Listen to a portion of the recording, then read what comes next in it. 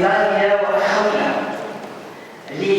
لصانعي ومركبي الأسنان بمنطقة أو بجهة السوس مساء.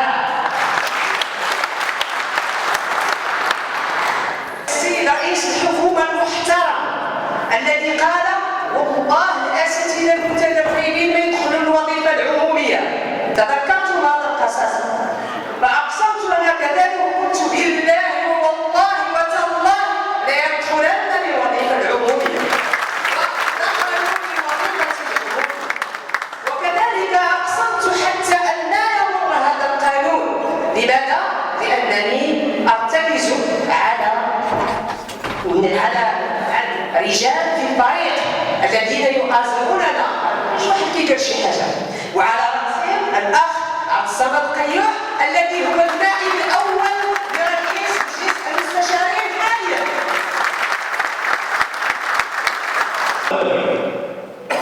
ممكن المشروع ما يدوش، ولكن بغينا ندوزو مشروع توافق بيننا حنا كمجلس المستشارين مسؤول على القطاع. هذا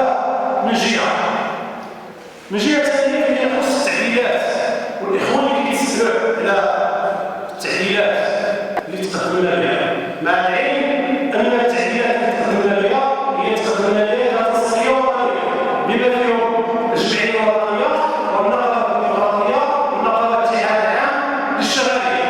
هذه التعديلات المضمون ديال التعديلات شنو هو؟ المضمون كنقولوا على ان الناس اللي مارسوا المهنه قبل المصادقه على المشروع انهم يمارسوا المهنه ديالهم كما كانوا يمارسوها كحق مكتسب. هذا هو المطلب اللي كنا كنطالبوا به. اما بالنسبه للناس اعترافا منا بالمجهودات اللي كتقوم بها في القطاع الصناعات والمهنه بصفه عامه.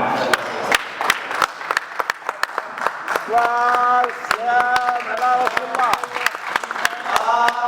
السلام على رسول الله.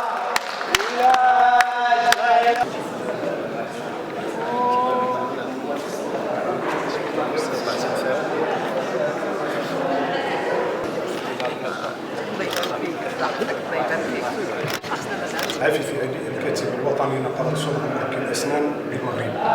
اللقاء ديال اليوم لقاء توصلي كان الهدف منه هو توعية المهنيين بالمخاطر التي تحف بهم، وكذلك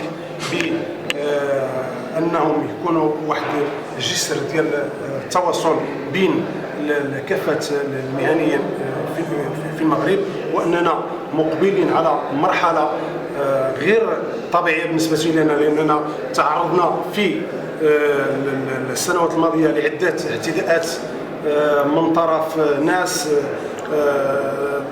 يعني يحاولون بما في وسعهم من أجل إقصاء هذه الفئة ديال صانع ومركب الأسنان. احنا كنقابة ديال الاتحاد الوطني للشغل المغرب جينا من أجل تنظيم المهنة وتنظيم القطاع ككل، وإعطاء لكل ذي حق حقه، ونتمنى الخير للجميع، ونتمنى الحكومة المقبلة أنها تنظر بعين الاعتبار وترد الاعتبار لصانع ومركب الأسنان وتعرف الدور اللي كيقوم به في المغرب. لأننا بعض الأحيان وسائل الإعلام هنا كنوجه عفوا ربما غادي نوجه واحد الرساله لوسائل الاعلام انها كنقول صوره مغايره لما يعيشه ولما يقدمه من خدمه صانع الاسنان لفائده كافه المواطنين بالمغرب. وشكرا لكم والسلام عليكم ورحمه الله. بالنسبه للقاء التواصلي اللي درنا اليوم، لقاء تواصلي كيهدف ان شاء الله باذن الله لان هذا اللقاء هذا كيهمنا بزاف حنا كمهنيين ديال الجهه. بالنسبه للجهه راكم كي كتسمعوا ديك المداهمات اللي كيداهمونا السلطات والسلطات المحليه. وبالنسبه لهذا اللقاء التواصلي هذا الحمد لله باش نجمعوا الشمل ديال المهنيين ديال الجهه وجميع المهنيين اللي جاوا المملكه، وحنا تحت اللواء ديال هذه النقابه هذه اللي واخده الملف ديالنا معنا بجديه ولله الحمد، واستطاعت باش هذا الملف هذا تاخر الحكومه الجايه ان شاء الله، وكنطلبوا ان شاء الله هذه الحكومه الجايه اللي جايه ان شاء الله باش تكون واحد الحكومه اللي تفهمنا وتعطينا المطالب ديالنا والمكتسبات ديالنا اللي كنستحق. والسلام عليكم ورحمه الله وبركاته.